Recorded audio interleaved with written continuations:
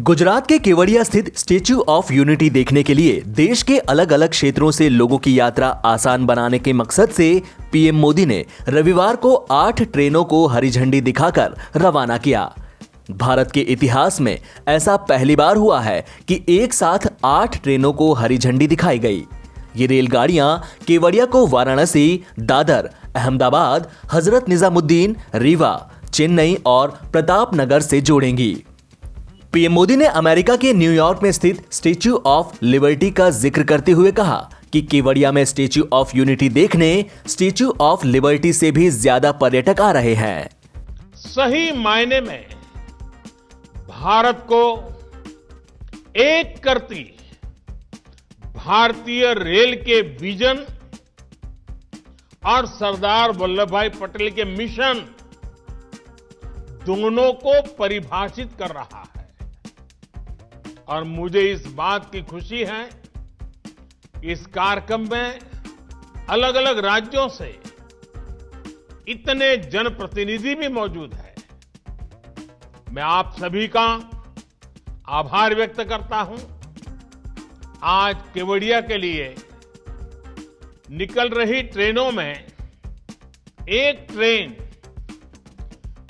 पुर्ची Thalaivar doctor MG Ramachandran central railway station से भी आ रही है। ये भी सुखद संयोग है कि आज भारत रत्न एमजीआर की जयंती भी है। एमजीआर ने फिल्म स्क्रीन से लेकर पॉलिटिकल स्क्रीन तक लोगों के दिलों पर राज किया। व्हाट्सएप को नई प्राइवेसी पॉलिसी पर दुनिया भर में आलोचनाओं का सामना करने के बाद अब बार बार सफाई देनी पड़ रही है। व्हाट्सएप ने अब स्टेटस लगाकर नई प्राइवेसी पॉलिसी को लेकर एक बार फिर से सफाई दी है। यह स्टेटस सभी व्हाट्सएप यूजर्स को दिख रहा है। व्हाट्सएप ने स्टेटस में कहा है कि वह अपने यूजर्स की प्राइवेसी को लेकर कमिटेड है और पर्सनल कन्वर्सेशन को पढ़ता या सुनता नहीं है। ये एंड टू एंड एनक्रिप्शन है। इसके साथ ही कहा कि आपकी शेयर की गई लोकेशन को भी नहीं देखता है और कॉन्टैक्ट्स को फेसबुक के साथ भी शेयर नहीं करता।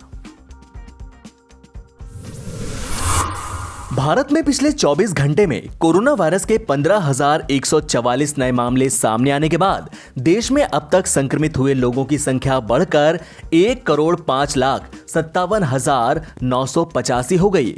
इनमें से 1,01,96,885 लोगों के रिकवर होने के कारण लोगों का रिकवरी रेट बढ़कर 96.58% हो गया।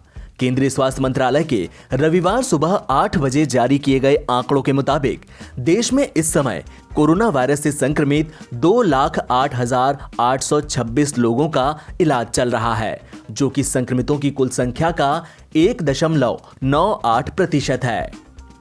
पिछले 24 घंटे में 181 और लोगों की मौत हो जाने के बाद देश में संक्रमण के कारण अब तक मारे गए लोगों की कुल संख्या बढ़कर 1,52,274 हो गई।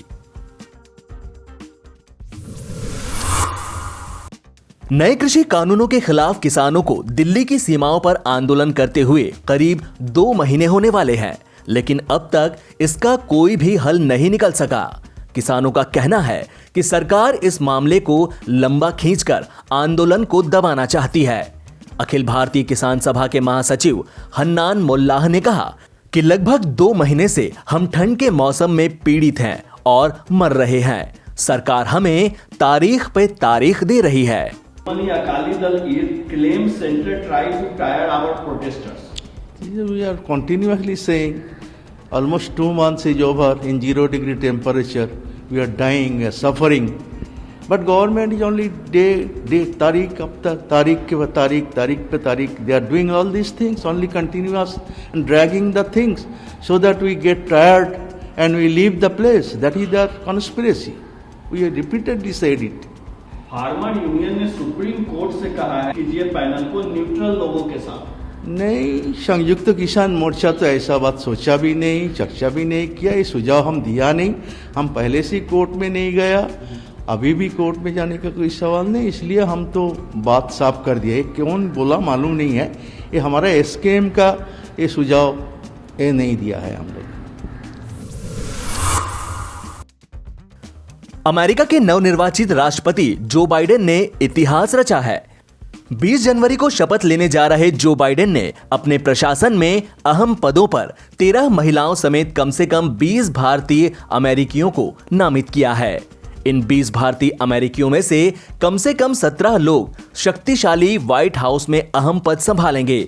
अमेरिका की कुल आबादी का 1% भारतीय अमेरिकी है और इस छोटे समुदाय से किसी प्रशासन में पहली बार इतनी ज्यादा संख्या में लोगों को नियुक्त किया जाएगा। आपको बता दें कि बाइडेन 20 जनवरी को अमेरिका के 46वें राष्ट्रपति के रूप में शपथ ग्रहण करेंगे और इसी दिन कमला हैरिस शपथ ग्रहण करके देश की पहली महिला उपराष्ट्रपति के रूप में कार्यभार संभालेंगी।